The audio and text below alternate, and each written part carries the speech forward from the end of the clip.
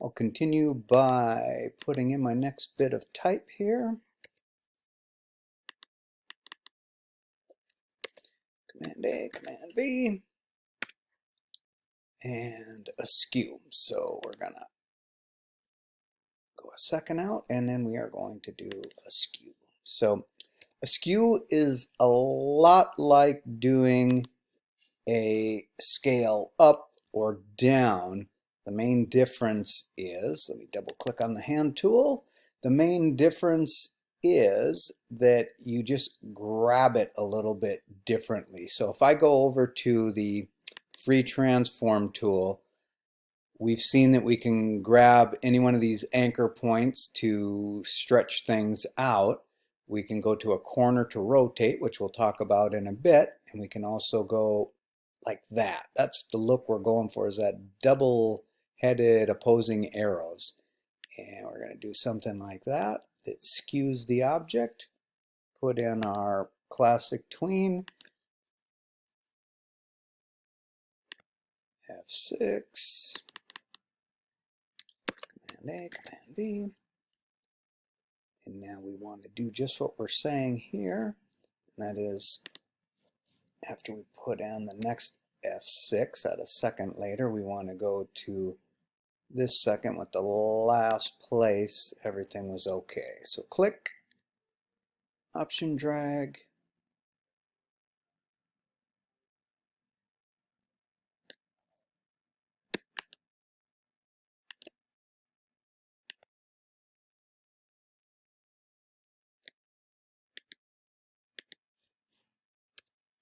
all right, next operation will be a single rotation.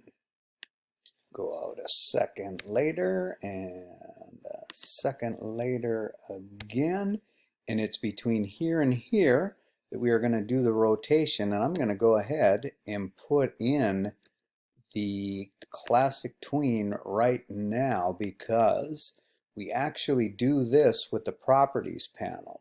So I want to click right somewhere in between, just like we do when we create the classic tween. I want to go into properties, and under tweening there is this rotate, and I am going to use the drop down here, and I'm going to rotate this clockwise, and it defaults to just one rotation. And if I go back here and scrub the playhead, we can see that's exactly what we get, is one time around. So I'll go ahead, put the text in, do the same thing, extend the frames a couple times, and then we'll put in multiple rotations.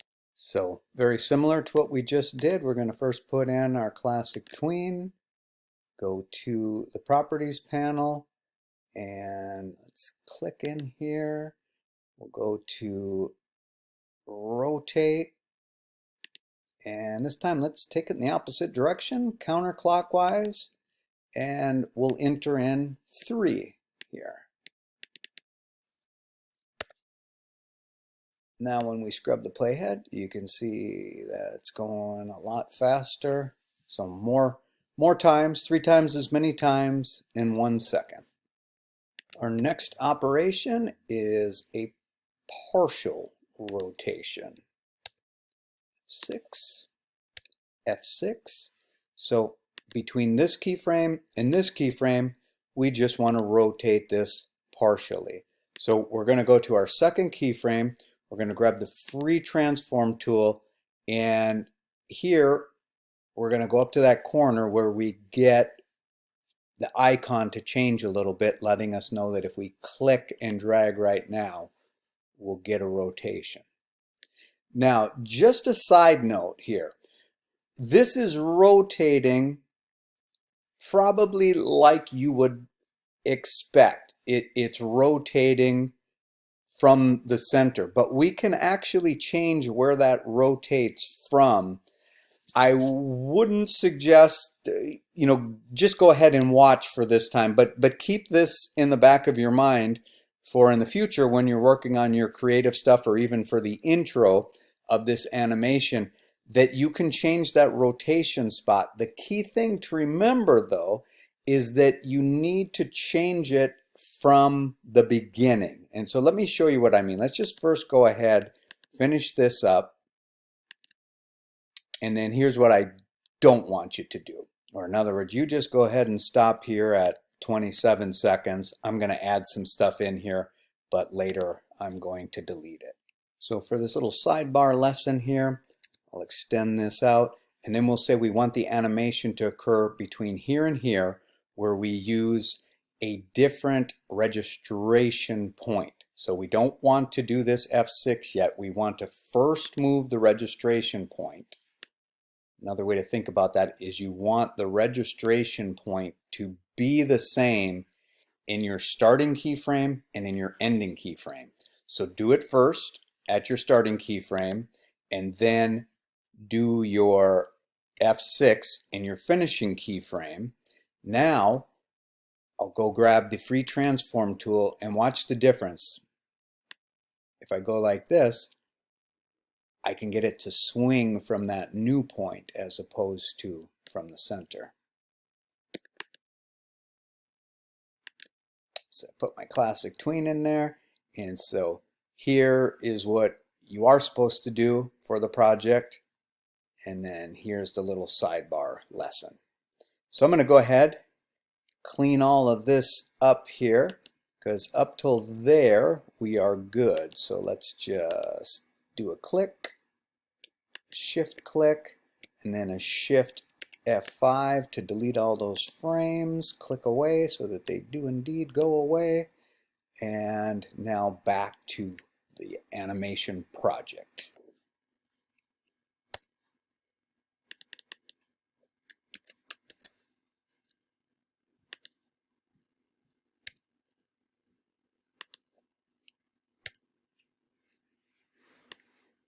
Okay, so time to get this back to normal. And I did a mistake, so let me Command Z that, because I don't want to F6 this. I actually want to go back to the last one where things looked good, which is, I'll go back to here since that's a clean frame with no tweening on it. Bring that out to there.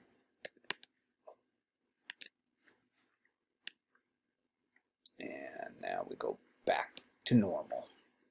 And our next task is to animate the brightness down and back to normal. Because this is also an animation through properties, I'm going to go ahead and put in my next two F6s.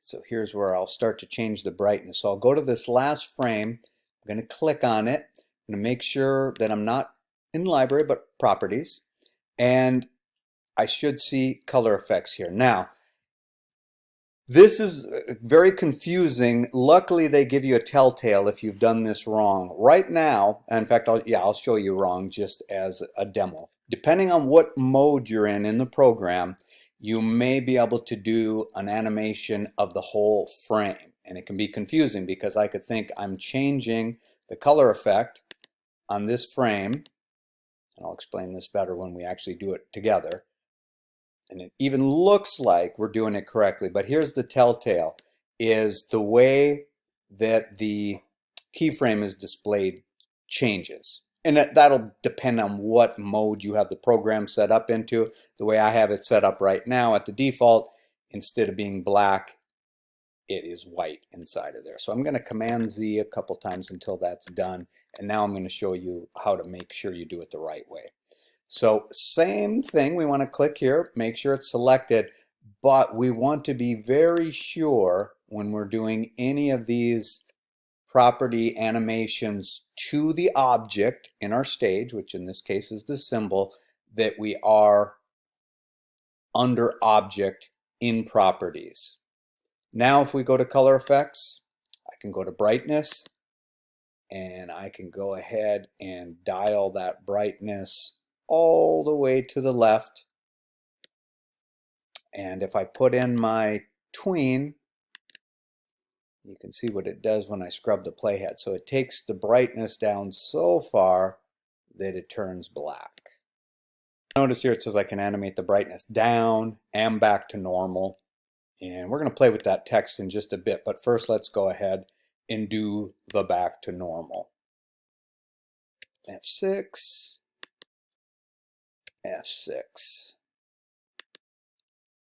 So this will be from here to here, where we go back to normal. So again, we've got this object selected. By clicking here, we want to click on the object, we want to go into the brightness, we want to put it back to normal. And you can type in here if you want instead of dragging this slider. And now we have done just that. Go out one more second here. And let's go ahead and bring our text all the way out to here. We're going to do a couple little tricks here with the text. First of all, we want this to say only what it's really doing. So I can animate the brightness down. We're going to get rid of that first, but before we do, let's come out here to where we say we're going to go back to normal and F6 it.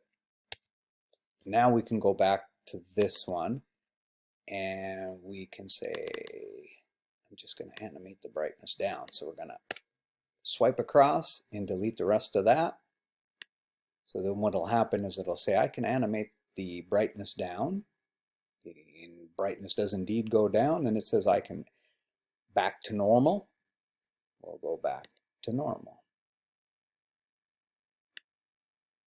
And then we'll paste the next bit of text in there. And hopefully after seeing what I just did with the brightness down, this one should be pretty easy for you to figure out.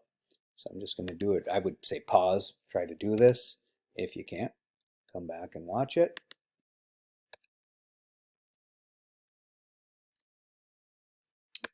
Too far. Okay, so from here to here, and then from here, we're just going to make sure we're on object, crank the brightness up.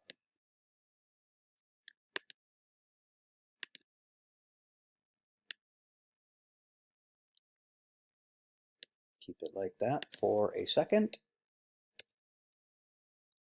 And then we're going to put it back to normal.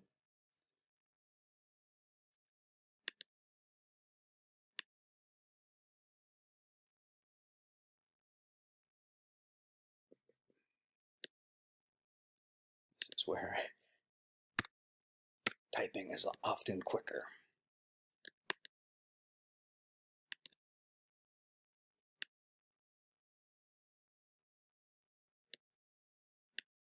And so that we can go from all of the text to less text back here, we first need to copy the text out. Then we can go back and we can get rid of this because we have that there. And we'll extend that out with our F6. And this would be a good time to do a sequential backup and test everything with a command return. Make sure it's looking pretty decent. In the next video, I think we only have one more thing to do, but I don't know if you noticed that if you compare this really closely to the finished product that I've provided for you, there is one area where the timing is a little bit different, and then we'll also fix that in the next video.